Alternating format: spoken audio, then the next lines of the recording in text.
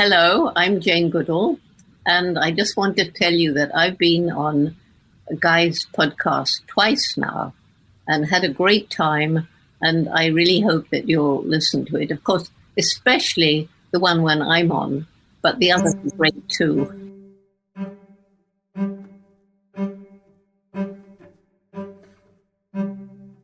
I'm Guy Kawasaki, and this is Remarkable People. I am on a mission to make you remarkable.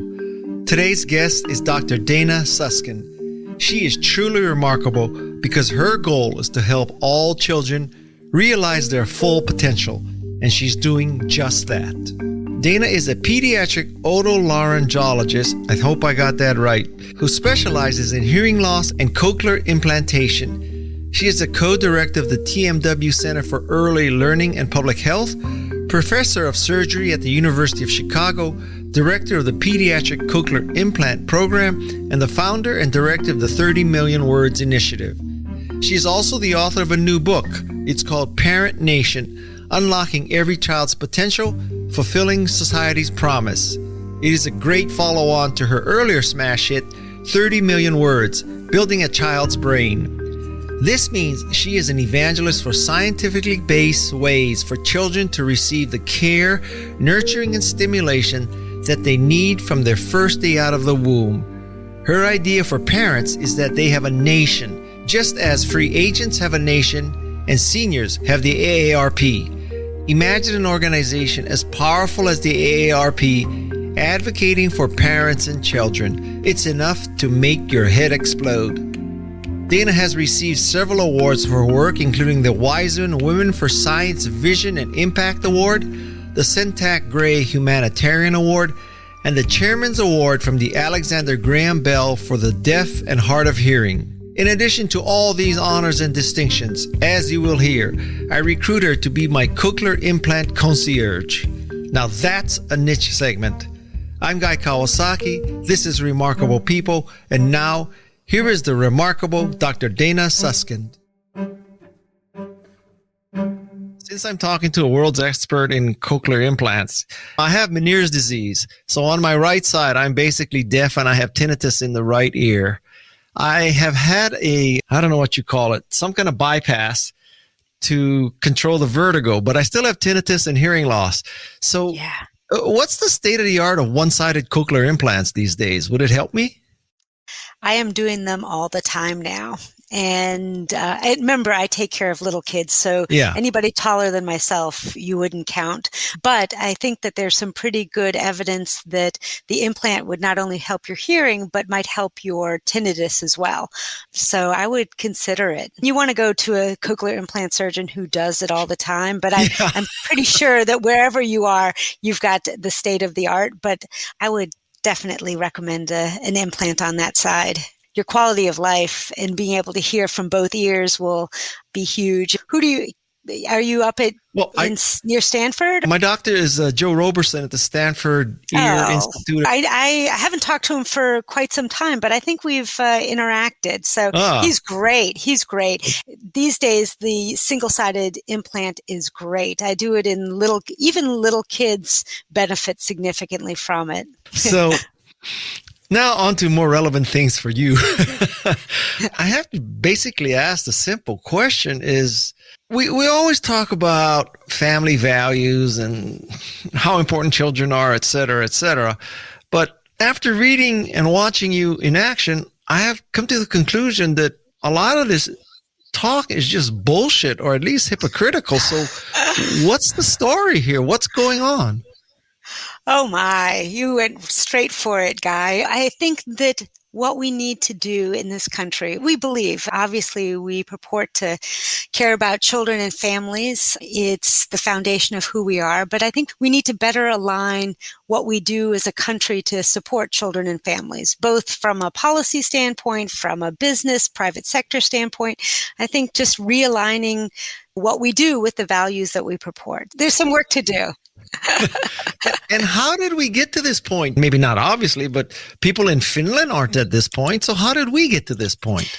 Yeah. I mean, how did we get to the point for leaving parents basically on their own in the first 5 years of life? There are many reasons, but I think one of the main strands is this sort of mythic idea of American individualism, that we are tough and rugged and we go it alone, when in truth, that's a myth. But at the same time, it's seeped into how we look at supporting children and families have been convinced that they should go it alone, and to ask for help or to expect support is a form of weakness. And I think one of my hopes related to this book and related to what's going on in this country is that we start elevating our expectations, understanding that giving parents support is the best way for building our future and having a strong workforce and aligning our values. I don't want to open up a whole can of worms, but it seems like much of America is more pro-birth than pro-life, if you know what I mean. I think that one thing that I've found is that all parents love their children, Guy. And in this book, I spent hundreds of hours talking to families from all different backgrounds, from all political, religious, educational, race, and ethnic backgrounds, literally everyone. And to a T, what I found was a universal that all parents love their kids and only want to give their kids all the opportunities in the world. So I'm not going to go down the line of discussions that we were talking about, but rather focus on what brings us together. And what brings us together is our love for our children, our own children, and hopefully that can spread to all children. How about politicians loving other people's children? I grant you, we all love our own children, but what about looking out for society's children? Yeah. And why are we in this position? Yeah, that's exactly the basis of the book. And my point is that for politicians to hear us, we need to bring our voices together and find the things that really are our commonalities, our love for our children, because that is a universal truth. And by bringing our voices together, much like, 60 years ago, the elderly, we can push forward societal supports. And this is not just about policies, but social norms, private sector supports. We can really push forward a country that supports all families and all children, because at the end of the day, it's looking out for all of our kids, because that's our future.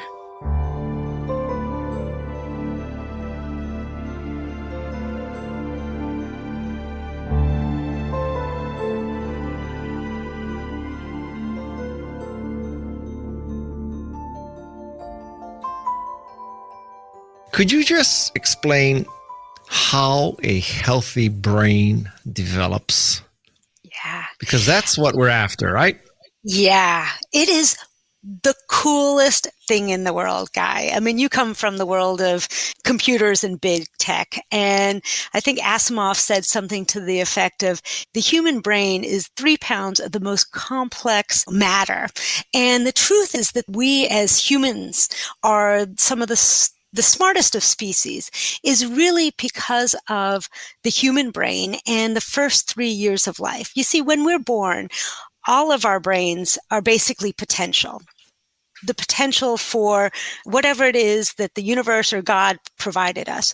But really, what you need to reach that potential, the way you got as smart as you did, was those first 3 years of life, all that input, basically your mother, your father, your grandfather, any loving caregiver that was around you, basically by talking and interacting with you, it helped that brain make all those connections during the first 3 years of life. Because you see, the brain doesn't come out fully formed.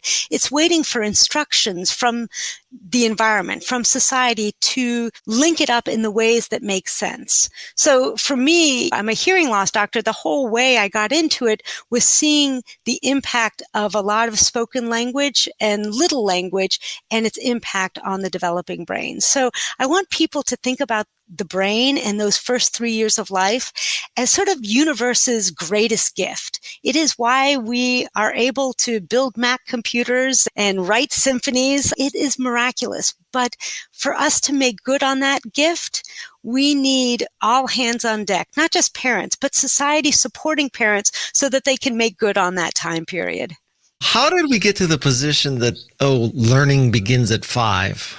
I think that there's this misconception that learning begins on the first day of school. It starts on the first day of life. And I think that we can't see it because we can't see into the little skulls or heads of toddlers and babies. And you can't see those million neural connections that happen every second. All you see is this cute, cuddly baby and say, oh, that's so cute.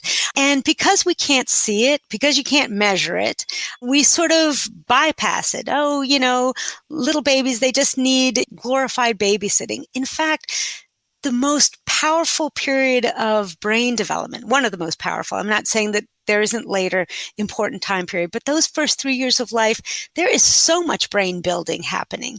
But the brain builders at that period of time aren't necessarily middle school teachers.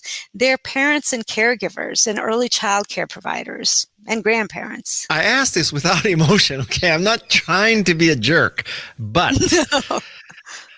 How do you, quote unquote, scientifically know this? Because surely there weren't experiments conducted where we took a random selection of babies and had nobody talk to them, and we took a random selection of babies and had people to talk to them, and then we traced them through their life, and then we found out that population B was happier, more smart than population A. So how do you know this in a scientific sense? Yeah. Remember, I am translating a large body of literature that has been happening for a long time. And there is so much literature, both showing not just the power of interaction and conversations with a baby. And I can tell you a really cool recent study that basically put little kids in a scanner, and they showed that those kids that were exposed to more conversations, they had more lighting up of the part of the brain that was important for language, and they had better skills. So there's plenty of developmental science and neuroscience showing the impact of interaction on early child development. But it's not one study. It's a whole sort of line of inquiry showing how important it is. And you can even go to my literature. I mean, I'm a cochlear implant surgeon and researcher, and for children who are born deaf, whose families decide that they want them to take a listening and spoken language approach, those children who get more input after they get the implant, well, their language is better. It impacts behavior. The early years is not just about building vocabulary. It's building resilience and behavior. Yeah, but it's a whole host of science. It's not just one research article. Just one more kind of quasi-skeptical question. Not because I don't believe you, but I'm just... Please. What if somebody says, okay, yeah, I understand all that, but how do you know it's the 30 million words? Maybe it's toxins, maybe it's other conditions. Oh, I see what you're saying. Yeah, what other variables? Absolutely. Excellent question. You're talking about the fact that one of the research studies that my first book was named after talked about what we call the 30 million word study, which, by the way, there are many issues with it. It basically was a study that purported to show this 30 million word gap between those children who heard a lot of language and those who didn't, and the impacts on their educational trajectory. That I view as really a first sentence in this robust literature showing the importance of the early years. In truth, what children need are basically two major things. The science has really shown they need nurturing interaction, input that builds things like language development and literacy. But it's not just about the input of language and nurturing what we call serve and return. It's also protection from toxic stress. There is a lot of research showing that children exposed to incredibly stressful environments, whether it be issues related to gun violence or even being born in the time of COVID and the stress related to that for parents, has an impact on children's development. So basically it's two buckets. They need language and nurturing interaction, and they need protection from toxic stress. Let's take this as a given. All right. Now, is the primary problem that, I guess there's two. So A, could it be parents don't realize that learning begins at birth and just don't do it? They just assume you can just go honky-dory until pre-K? Or is it just there's a group of parents who simply, for financial, logistical, whatever, cannot be there for their kids? What's the bigger problem? You're really getting into the reason that I wrote this book, Parent Nation. I'm a surgeon. I got into this research because I wanted to make a difference for my patients. So we developed all these programs to help parents, as you say, understand the science, understand the power of their language. And the studies and the programs we developed were great. They made an impact. They allowed parents to put into action the science. But what I saw over and over again was that barrier after barrier were placed in the way of families from all different backgrounds, from issues related to homelessness and mass incarceration, to having to work 3 jobs and not having no time with your children, to the fact that they had no paid parental leave. From the mundane to the obscene, I just saw these huge issues in the way of families who wanted to do right by their children, which is basically most to all families.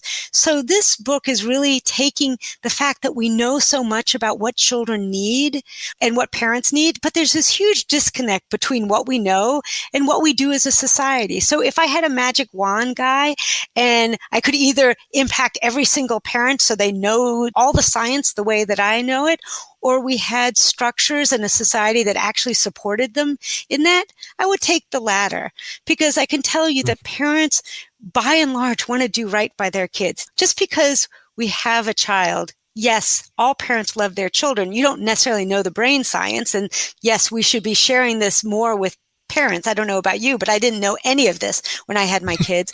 But at the same time, we make it so hard in this country for all parents. We make it impossible for some parents, but we make it so hard for so many parents. And COVID-19 has really shown us this. And I think we're at a crossroads. I think we can do better. I think we want to do better.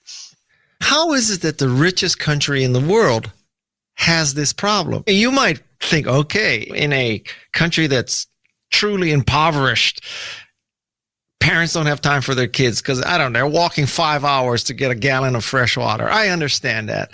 But in the wealthiest country in the world, what am I missing here? Yeah.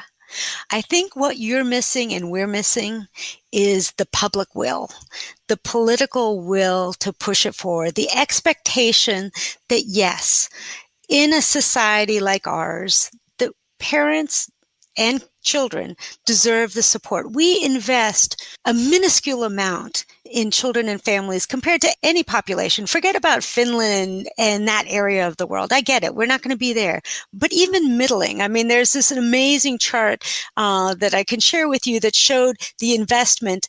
And the average investment is about $14,000 per child per year for childcare. We invest about $500 per child, like a drop in the bucket. And I think it reveals how we view the importance of the early years, the importance of parents. But at the same time, the science has just exploded. We know and understand so much about what children need.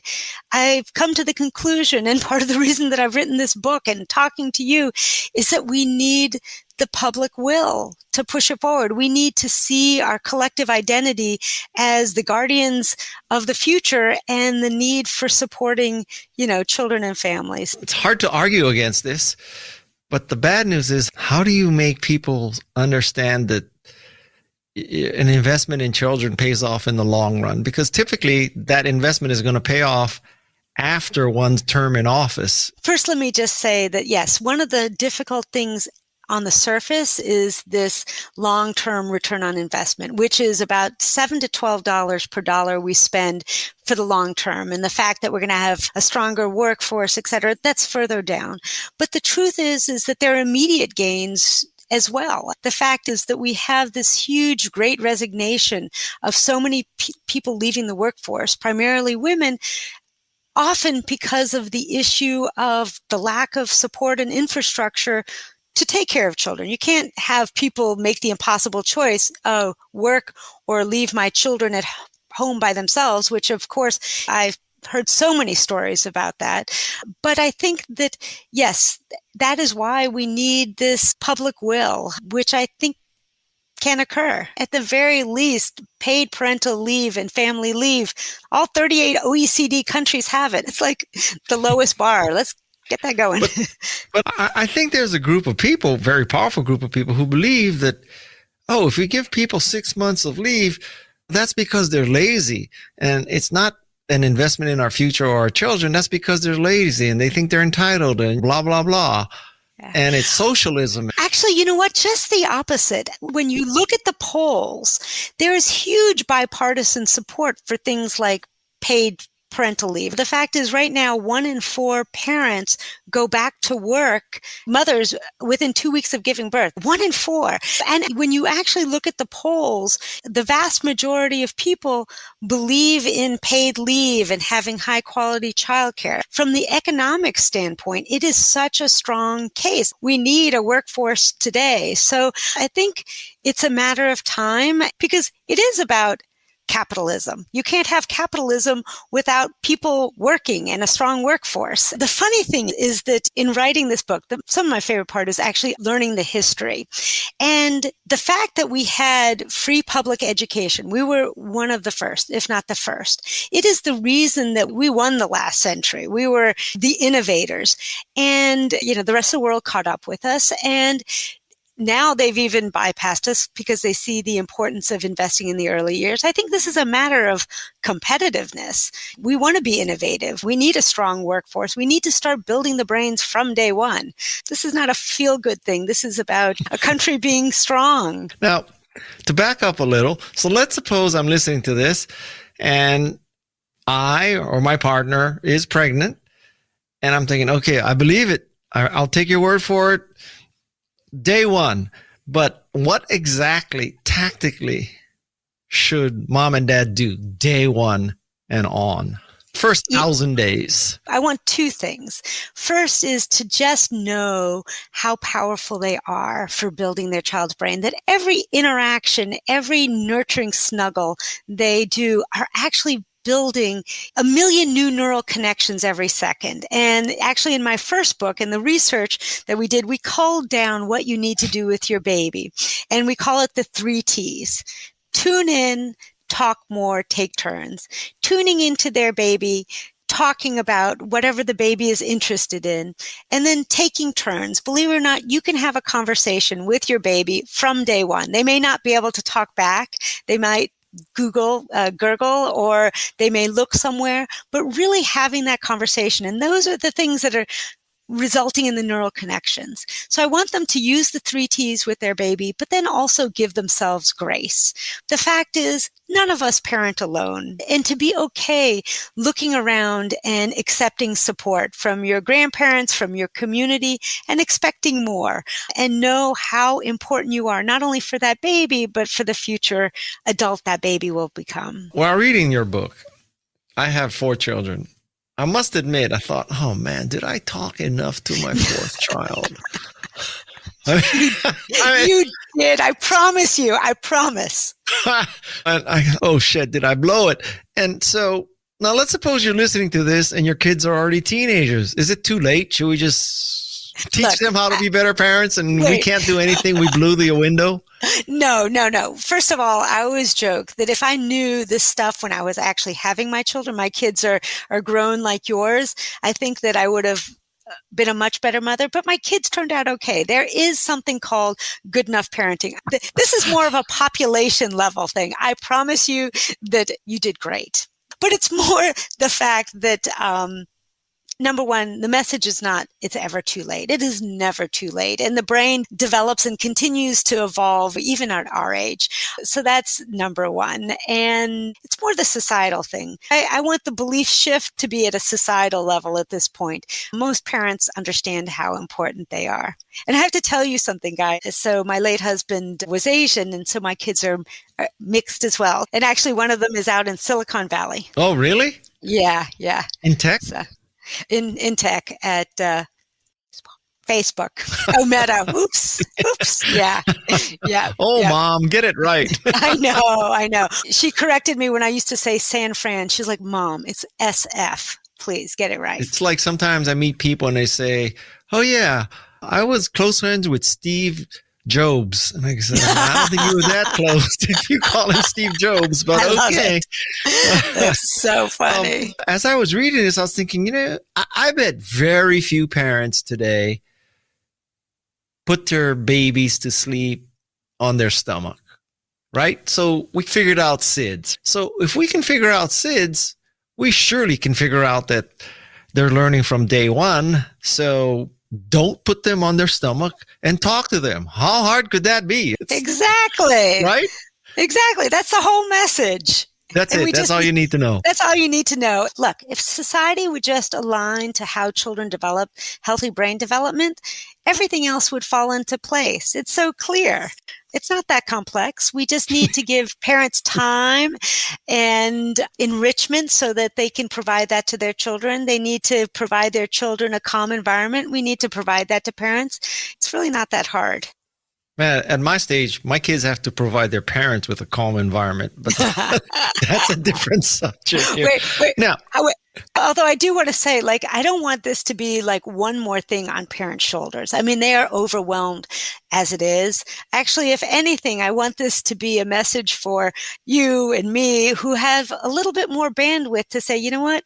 We wanted better for our kids so that they can raise our grandkids. You know, the falling fertility rate, right? I mean, my daughter's number one advice that she got when she went out to start in tech was to get ahead wasn't about getting an advanced degree or networking in a certain way. It was don't have kids. Do not have kids. Who told her that?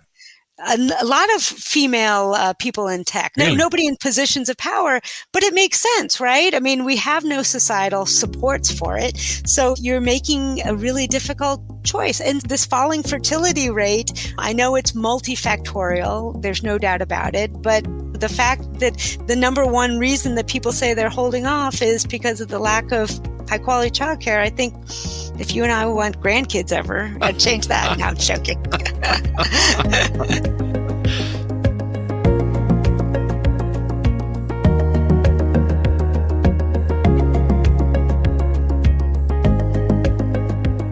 Since we're talking about tech so much, what's the role of baby Einstein and other things like that? Are you supposed to plant them in front of that video and watch little elephants count numbers and all that? Or is it parents or is it any form of verbal communication?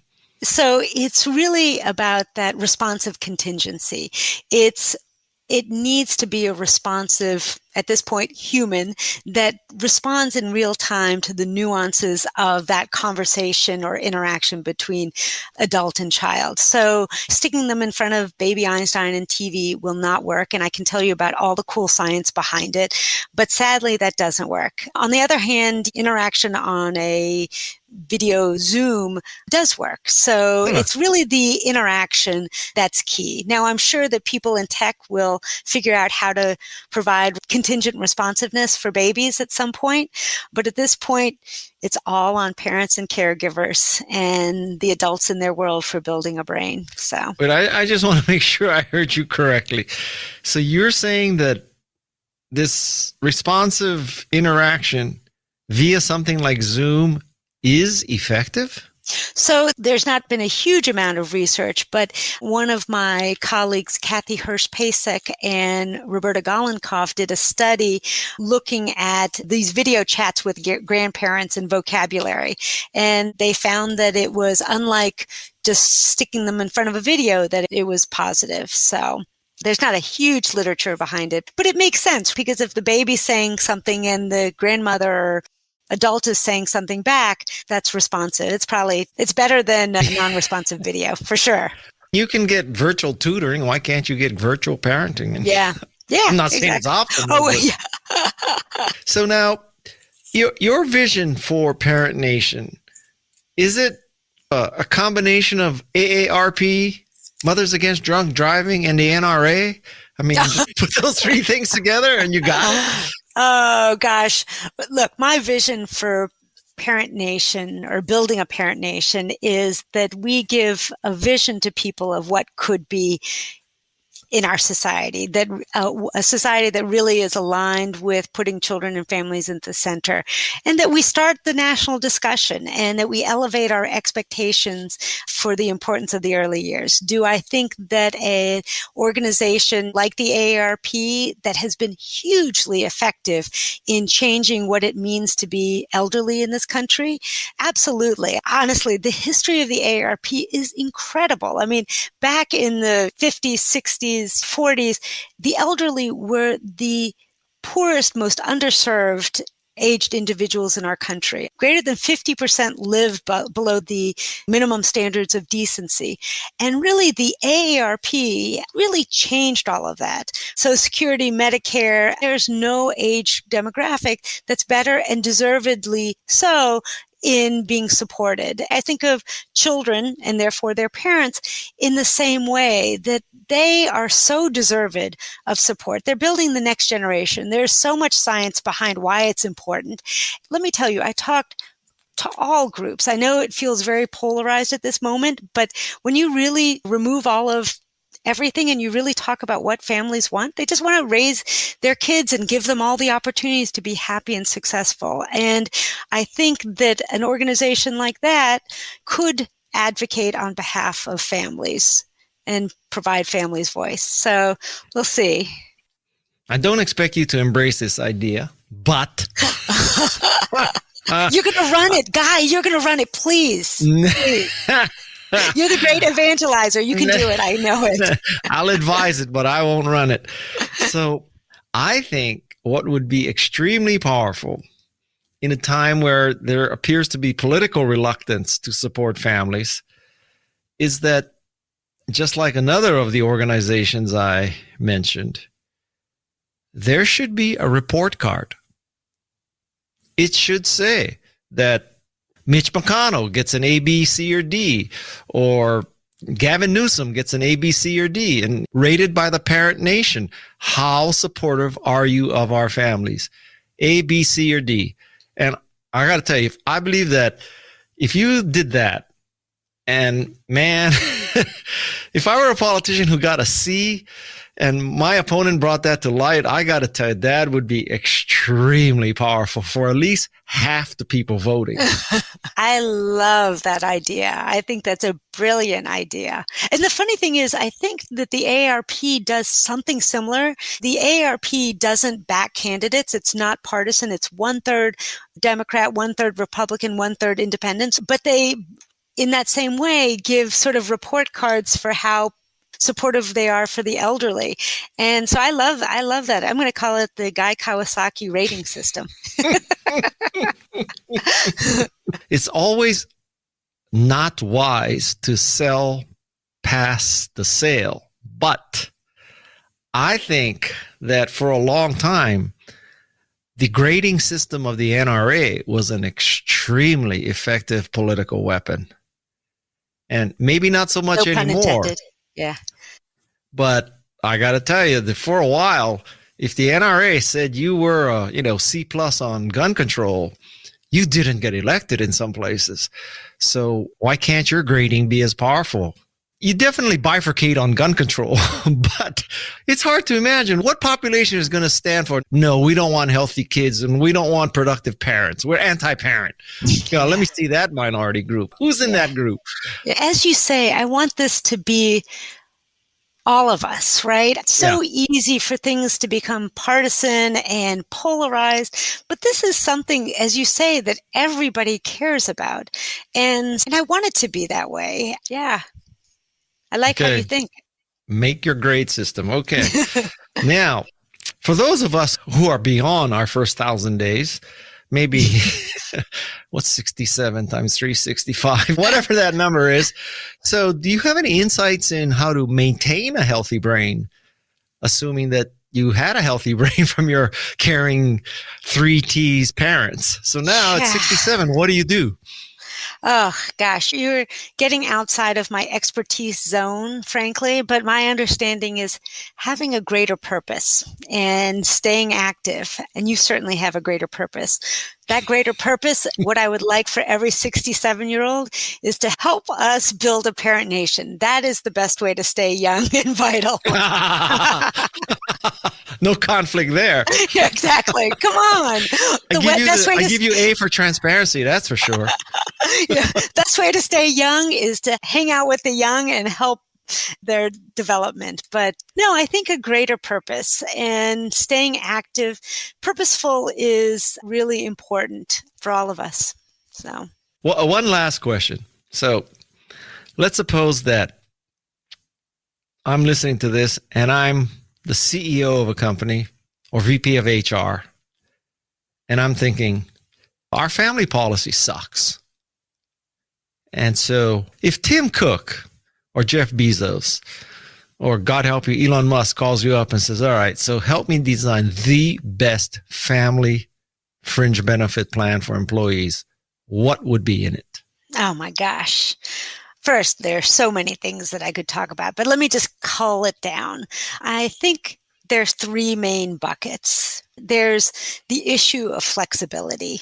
Time and time again, on talking with families and parents across the spectrum, the lack of flexibility made things very difficult. You know, kids don't get sick on times off, right?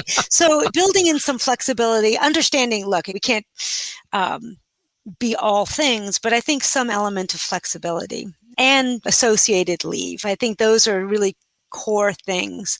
And if you can do some high quality childcare, that would be amazing. I talk about this in the book. This is less a policy, but starting to make visible what is so often invisible for all of us. The fact that we are whole human beings and that we are ideal workers. Look, I work 24/7, but I am more than just my work.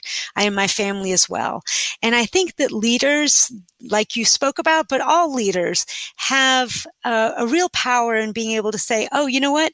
I have 4 kids and I'm going off to see my son or my daughter play baseball, and to embrace it as a social norm and a form of pride. And, you know, this is as much about shifting norms and public will as it is about the core things that you need to do. But if any of those individuals want to talk to me, I'm happy to talk to them, although there's so much great work being done. And I do want to say I'm really bullish on the role of the private sector. I mean, we can see that things sometimes at the federal level, it's complicated. Things are less complicated in the business sector. I mean, they're complicated, but I think that at the end of the day, they're about outputs and positive outputs. And the nice thing about the role of early childhood and families is that it is a net positive. It helps us be more productive and have a better bottom line today and tomorrow. Well, can you name a number for how many weeks or months for maternity and paternity? That's a great question, and I will not do that. Why?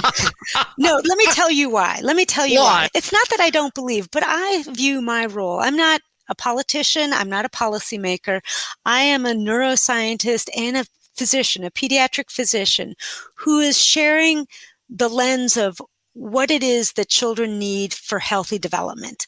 To put the specific number, does it need to be 12 weeks, 6 months? There are give and takes to all of those numbers. It's too much to go into, but rather for me to be able to say, look, leave is important for healthy development of both, you know, parents and for children. And I can tell you the science around that. So that's the role that I want to play. So I won't give you the exact number. How about that? Although I can tell you in California, which obviously has paid leave, it has ultimately been obviously a positive thing. And it has been 9% of private organizations say it's been a net positive, and most people say it's been neutral in terms of impacting them, because people are worried, like, is this going to impact business in a negative way? And it hasn't at all, and oftentimes can be positive. So, what number are they talking about when they're saying that we have maternity and paternity?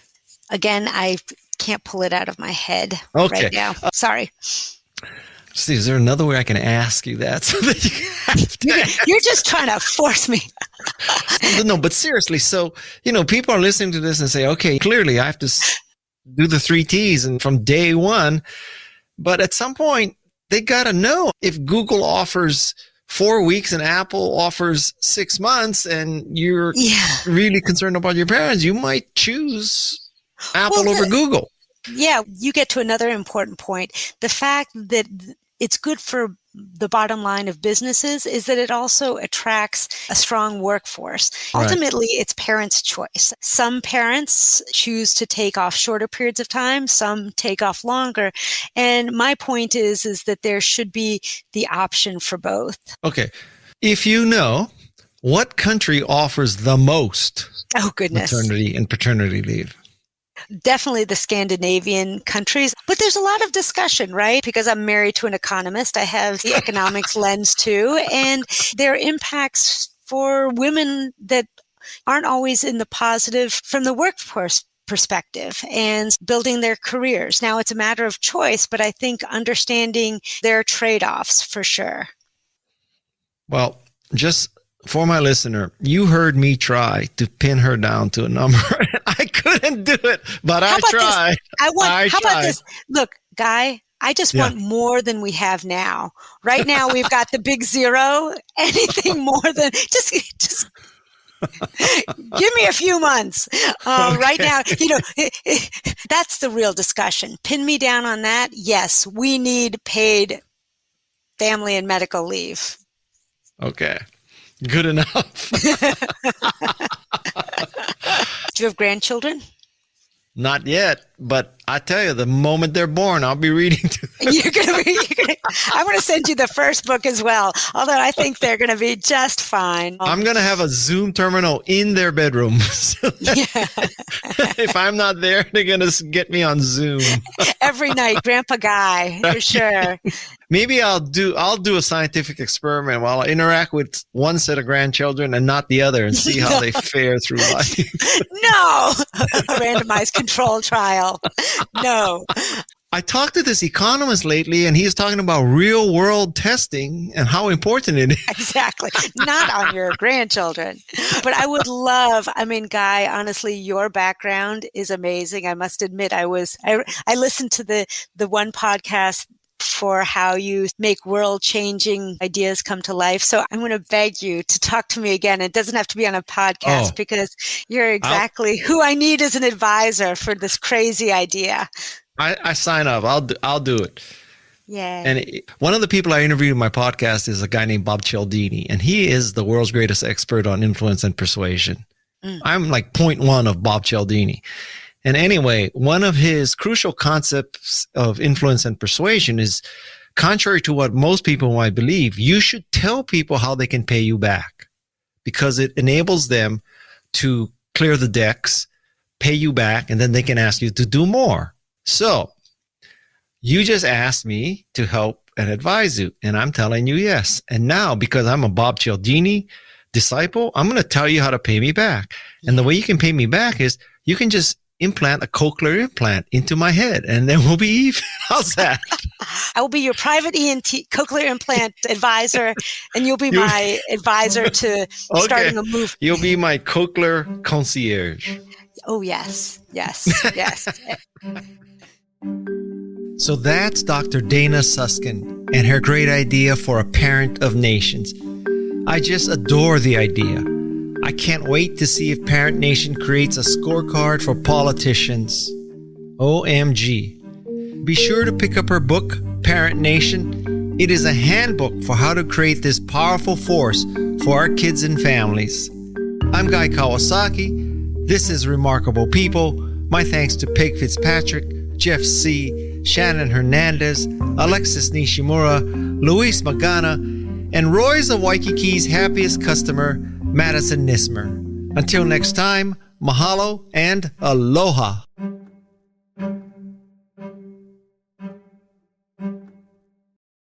This is Remarkable People.